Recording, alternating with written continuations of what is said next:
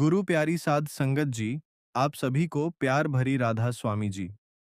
संगत जी, आज मैं आपके साथ कुछ ऐसा साझा करने जा रहा हूँ जिस पर आपने शायद पहले कभी इतनी गहराई से विचार नहीं किया होगा। मैं चाहता हूँ कि आप इस वीडियो को शुरू से लेकर अंत तक बहुत ध्यान से सुनें, क्योंकि आज जो बात मैं बताने जा रहा हूँ वह आपका पूरा जीवन बदल सकती है। तो संगत जी, मुझे आपसे एक सवाल पूछने दीजिए। क्या आप हर रात बिस्तर पर ही रात का खाना खाते हैं? क्या आपको लगता है कि यह सिर्फ एक छोटी सी आदत है, कोई बड़ी बात नहीं? क्या आप सोचते हैं कि बिस्तर पर बैठकर खाना खाना और कुर्सी पर बैठकर खाना खाना एक ही बात है?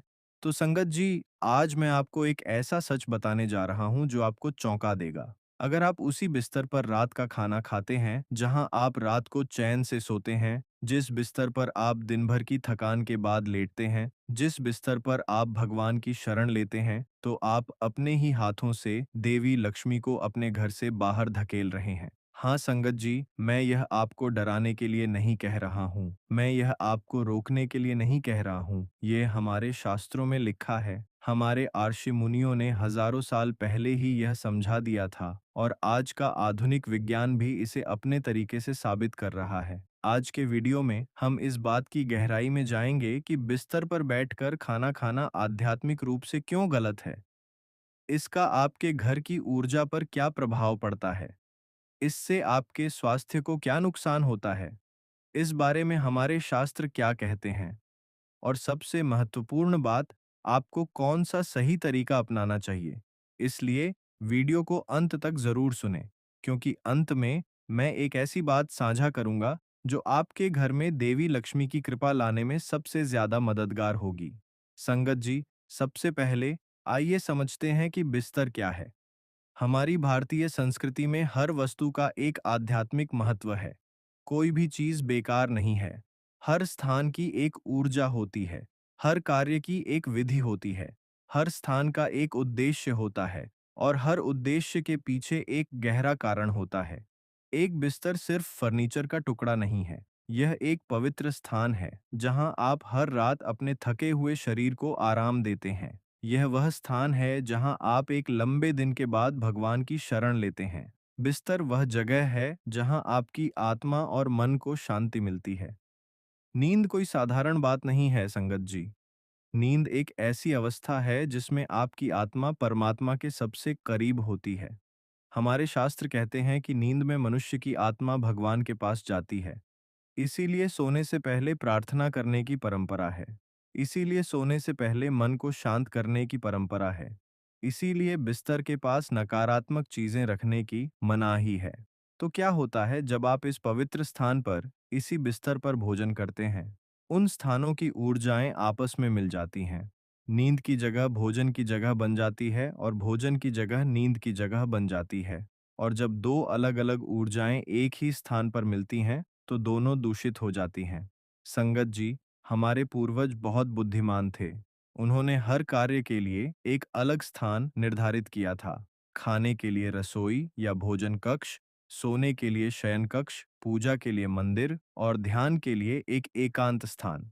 यह विभाजन केवल सुविधा के लिए नहीं था, यह ऊर्जा के संतुलन के लिए था। यह हर स्थान की ऊर्जा को शुद्ध रखने के लिए था, ताकि आप हर स्थान पर अपना काम ठीक से कर सकें, ताकि जब आप वहां जाएं, तो आपको वह मिले जो आप चाहते हैं। जब आप खाने की जगह पर जाते हैं तो आपको भूख लगती है और भोजन का स्वाद अच्छा लगता है।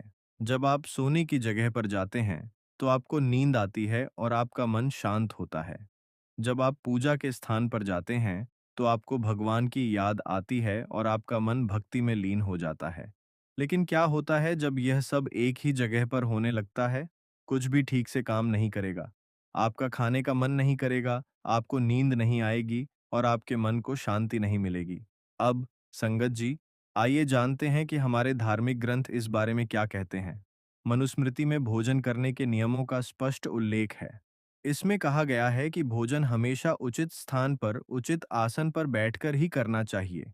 बिस्तर पर, जमीन पर लेटकर या किसी अनुचित स्थान पर भोजन करना अशुभ माना जाता है। और जो कोई भी अनुचित स्थान पर भोजन करता है, उसे अपने जीवन में विपरीत परिस्थितियों का सामना करना पड़ता है। गरुड़ पुराण में भोजन के नियमों का विस्तार से वर्णन किया गया है। इसमें कहा गया है कि अन्न लक्ष्मी, जो अन्न और समृद्धि की देवी हैं, उस व्यक्ति के भोजन से क्रोधित हो जाती हैं जो बिस्तर पर बैठकर खाता है। अब यह अन्न लक्ष्मी कौन है? अन्न लक्ष्मी का अर्थ है अन्न और समृद्धि की देवी।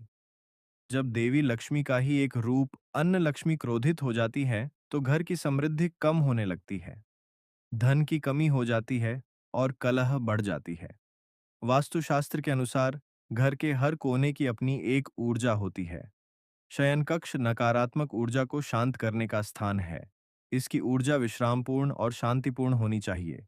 इसकी ऊर्जा शांत, स्थिर और सकारात्मक होनी चाहिए।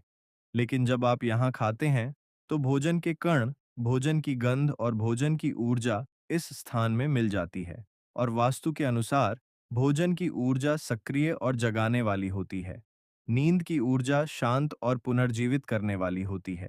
जब ये दोनों मिल जाते हैं, तो शयन कक्ष की ऊर्जा असंतुलित हो जाती और इसका सीधा असर आपकी नींद, आपके रिश्तों और आपके स्वास्थ्य पर पड़ता है। एक और बात, संगत जी, देवी लक्ष्मी केवल धन की देवी नहीं है, वह अन्न की भी देवी हैं, वह समृद्धि की देवी हैं, वह सुख की देवी हैं। और देवी लक्ष्मी केवल उन्हीं घरों में वास करती हैं जहां स्वच्छता हो, जहां अनुशासन हो, जहां हर काम अपने उचित स्थान पर और सही तरीके से किया जाता हो, जहां भोजन का सम्मान किया जाता हो, जहां भोजन को प्रसाद के रूप में स्वीकार किया जाना चाहिए। जब आप बिस्तर पर खाते हैं तो आप उस स्थान को अपवित्र कर देते हैं। भोजन के कण बिस्तर पर गिर जाते हैं, चादर पर दाग लग जाते हैं और जहां अपवित्रता होती है वहां देवी लक्ष्मी नहीं ठहरती। यह कोई अंधविश्वास नहीं है, संगत जी, यह हमारी संस्कृति की एक गहरी समझ है। यह ऊर्जा का विज्ञान है। और आज का आधुनिक विज्ञान भी धीरे धीरे इन चीजों को अलग अलग तरीकों से साबित कर रहा है। अब संगत जी, आइए बिस्तर पर खाने से होने वाली गलतियों और इन गलतियों के नुकसान के बारे में बात करते हैं। मैं आपको यह बहुत विस्तार से समझाता हूँ। पहली और सबसे बड़ी गलती यह है कि लोग बिस्तर को खाने की जगह मानने लगते हैं। संगत जी, बहुत से लोग रात में अपने मोबाइल फोन देखते हुए बिस्तर पर खाना खाते हैं। कुछ लोग थककर घर आते हैं और सोचते हैं कि टेबल पर जाने की कोई ज़रूरत नहीं है। कुछ लोगों को बचपन से ही यह आदत होती है और ये लोग सोचते हैं कि इसमें गलत क्या है, आखिर वे खाना ही तो खा रहे हैं। लेकिन यह आदत धीरे धीरे और चुपके से आपके पूरे जीवन को प्रभावित करती है और आपको इसका एहसास भी नहीं होता। आध्यात्मिक दृष्टि से देखा जाए तो जहां आप सोते हैं वह आपकी आत्मा का विश्राम स्थल है। वहां खाने से उस स्थान की पवित्रता नष्ट हो जाती है और जब आप रात को सोते हैं तो आप उसी अशुद्ध ऊर्जा में सोते हैं। इससे नींद में खलल पड़ता है, बुरे सपने आ सकते हैं, आपका मन अशांत रहता है और सुबह उठने पर भी आप तरोताजा महसूस नहीं करते। शारीरिक दृष्टि से जब आप बिस्तर पर बैठकर या लेटकर खाते हैं तो आपकी रीढ़ की हड्डी सही स्थिति में नहीं होती है। इस स्थिति में खाने से पाचन तंत्र पर बहुत नकारात्मक प्रभाव पड़ता है। भोजन ठीक से नहीं पचता, जिससे एसिड रिफ्लक्स होता है, पेट में गैस बनती है और धीरे धीरे आपका पूरा पाचन तंत्र कमजोर हो जाता है। और दूसरी महत्वपूर्ण बात यह है कि जब आप बिस्तर पर खाते हैं तो खाने के बाद उसकी सफाई नहीं करते हैं। भोजन के कण बिस्तर पर ही रह जाते हैं, चादरों पर दाग लग जाते हैं और ये कण वहीं रहते हैं जहां आप पूरी रात सोते हैं। शास्त्रों में कहा गया है कि बिस्तर पर भोजन के कण छोड़ना देवी लक्ष्मी का अपमान माना जाता है और भोजन का अनादर दरिद्रता को आमंत्रण देता है। यह एक गहरा विचार है, संगत जी। उस भोजन के बारे में सोचिए जो आपको जीवन देता है, जो भगवान का ही रूप है। यदि उसका अनादर किया जाए तो भगवान आपको कैसे आशीर्वाद देंगे। और इसे स्वास्थ्य के दृष्टिकोण से भी देखें। रात में बिस्तर पर छोड़े गए भोजन के कण बैक्टीरिया और कीटाणुओं के पनपने का स्थान बन जाते हैं। इससे त्वचा की समस्याएं, एलर्जी और यहाँ तक कि सांस की समस्याएं भी हो सकती हैं। जहाँ गंदगी होती है वहाँ नकारात्मक ऊर्जा होती है और नकारात्मक ऊर्जा में सोने से आपका अवचेतन मन भी नकारात्मक हो जाता है। अब उस गलती के बारे में बात करते हैं जो रात के समय सबसे ज्यादा हानिकारक होती है। रात का खाना सबसे महत्वपूर्ण भोजन होता है और ज्यादातर लोग रात के समय ही यह गलती करते हैं। आजकल बिस्तर पर बैठकर टीवी देखते हुए या मोबाइल फोन का इस्तेमाल करते हुए खाना खाना बहुत आम हो गया है, लेकिन यह आपके लिए बहुत हानिकारक है। आयुर्वेद के अनुसार रात के भोजन के बाद कम से कम 100 कदम चलना चाहिए और खाना खाने के कम से कम 2 घंटे बाद सोना चाहिए। अगर आप इन दो नियमों का पालन करते हैं तो आपके स्वास्थ्य में काफी सुधार होगा। हालांकि जब आप बिस्तर पर खाते हैं तो आप खाते खाते ही सो जाते हैं।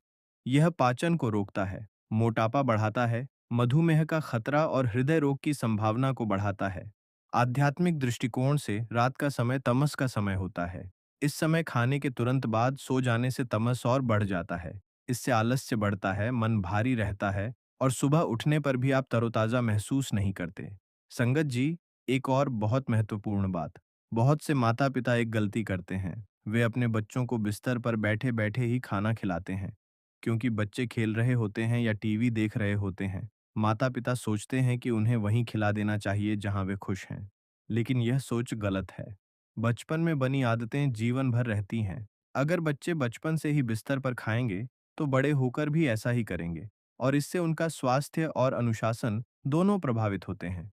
जब बच्चे टीवी देखते हुए खाते हैं तो उनका ध्यान भोजन पर से हट जाता है। इससे वे जरूरत से ज्यादा या कम खा सकते हैं। दोनों ही हानिकारक हैं। शास्त्रों में कहा गया है कि अन्न ही ब्रह्म है, यानी अन्न भगवान का रूप है। जब हम भोजन का ठीक से सम्मान नहीं करते हैं तो हम भगवान का अनादर करते हैं। और जब बच्चे बचपन से ही भोजन का अनादर करना सीख जाते हैं तो उनके जीवन में भी भोजन की कमी, आर्थिक तंगी और सुख शांति का अभाव हो सकता है। मैं माता-पिता से आग्रह करता हूँ कि वे अपने बच्चों को सिखाएं। उन्हें बताएं कि भोजन करना एक पवित्र कार्य है। भोजन करना एक अनुशासन है। भोजन सही स्थान पर, सही तरीके से और सही भावनाओं के साथ खाया जाता है।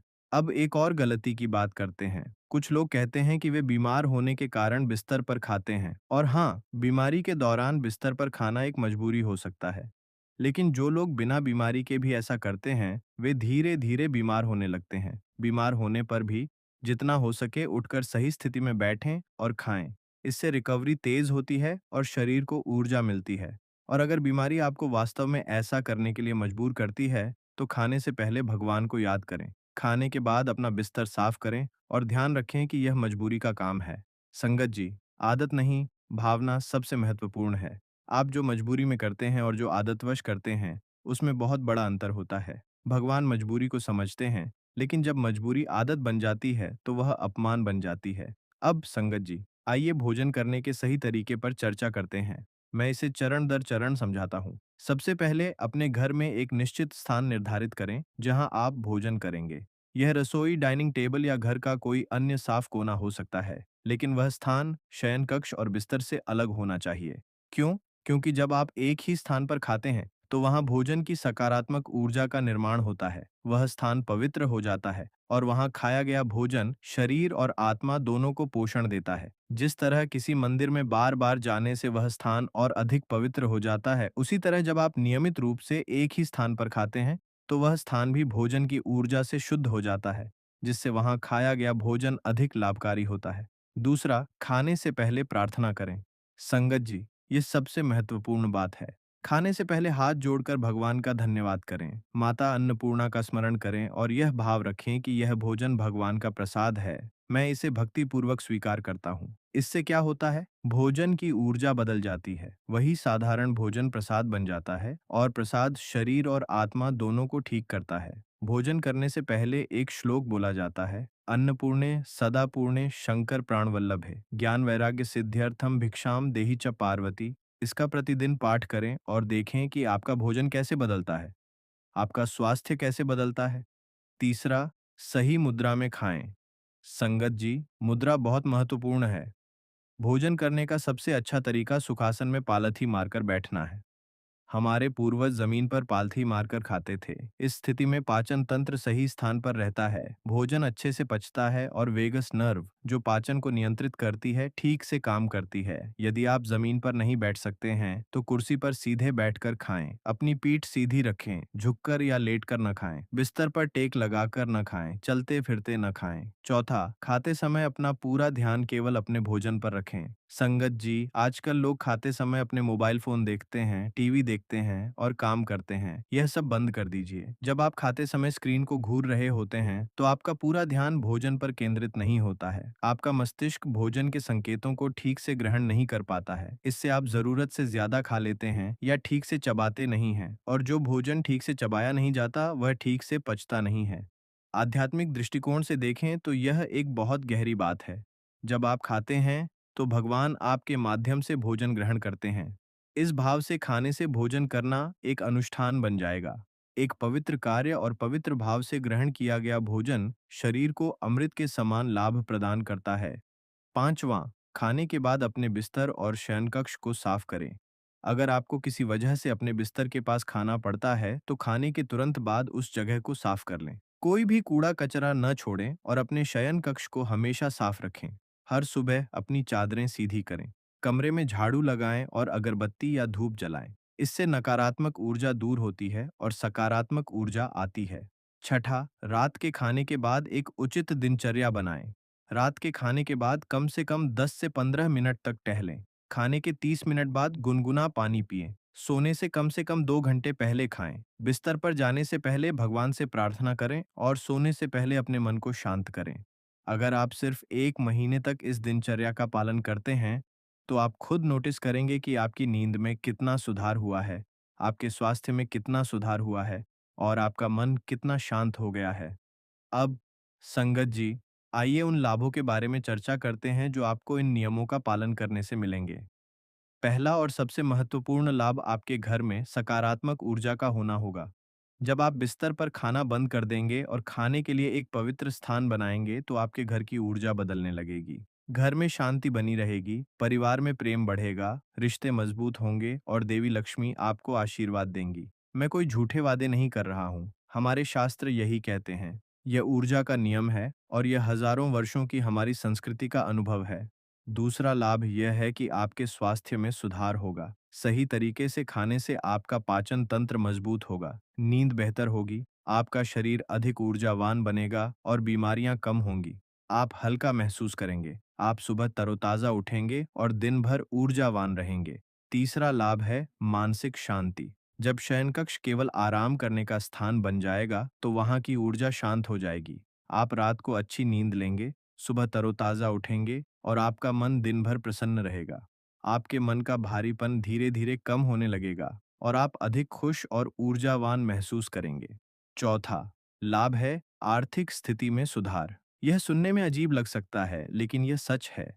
जब घर में सकारात्मक ऊर्जा होती है, जब देवी लक्ष्मी प्रसन्न होती हैं, तो घर में धन और समृद्धि का आगमन होता है। यह ऊर्जा का नियम है। जो घर साफ, शुद्ध और अनुशासित होता है, उस पर भगवान की कृपा होती है और जहाँ भगवान की कृपा होती है, वहाँ धन, स्वास्थ्य और सुख सब आते हैं। पांचवां लाभ बच्चों पर सकारात्मक प्रभाव है। जब आप सही तरीके से खाएंगे, तो आपके बच्चे भी वही सीखेंगे।